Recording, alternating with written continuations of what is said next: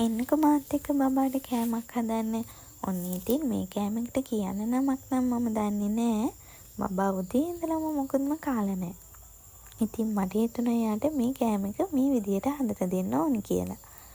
ඔන්න ඉතින් ඔයාලා මේ වීඩියෝ එක බලලා මේ කෑම එක හදලා මේකට කැමති නමක් ඔයාලට ගැලපෙනවා කියලා හිතෙන නමක් මේකට කමෙන්ට් කරගෙන යන්න.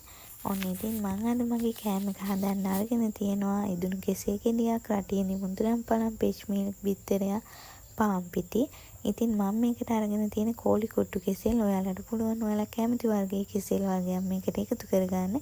ඒ වගේම රටින්දි වෙනුවට රටින්දි සිරප් එකතු කරගන්න පුළුවන්.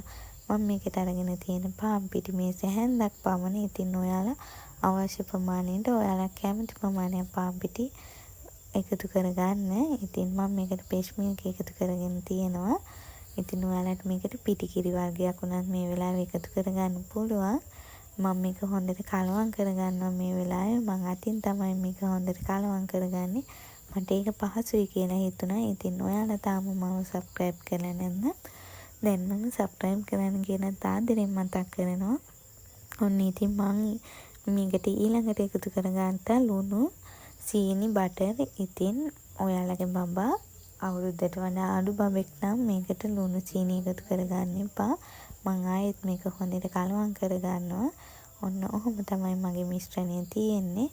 ඉතින් ඔයාලා මගේ මේ වීඩියෝ එක බලලා මේක හදලා මට කමෙන්ට් එකක් ලයික් එකක් දාන්න.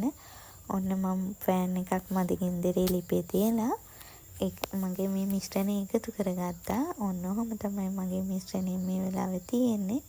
දැන් මේක හොඳට වහලා තියාගන්නවා.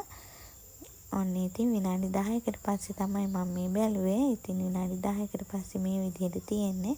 තව ටිකක් තැම්බිලා මදි. තැම්බෙන්න තියලා අපි මේ හදන්නේ බබාගේ අද බර කිරන දවසේ. ඉතින් එයාව ලෑස්ති කරගන්න තමයි මේ හදන්නේ. එයාම බර කිරන්න එක්කගෙන යන්න. ඔන්න ඉතින් මගේ කෑම එක මෙන්න මේ විදිහට තමයි අන්තිමටම ඇවිත් තියෙන්නේ. ඔන්න බලන්නකෝ. දැන් මේක මේ විදිහට තමයි තියෙන්නේ. මේක හොඳට ගැලවෙනවා. ඒ වගේම ඇලෙන්නේ නැහැ. හොඳ සුවඳකුත් තියෙනවා මේ වෙලාවේ. ඔන්න ඉතින් මම මේක මගේ බබාට දෙන්නයි හදන්නේ.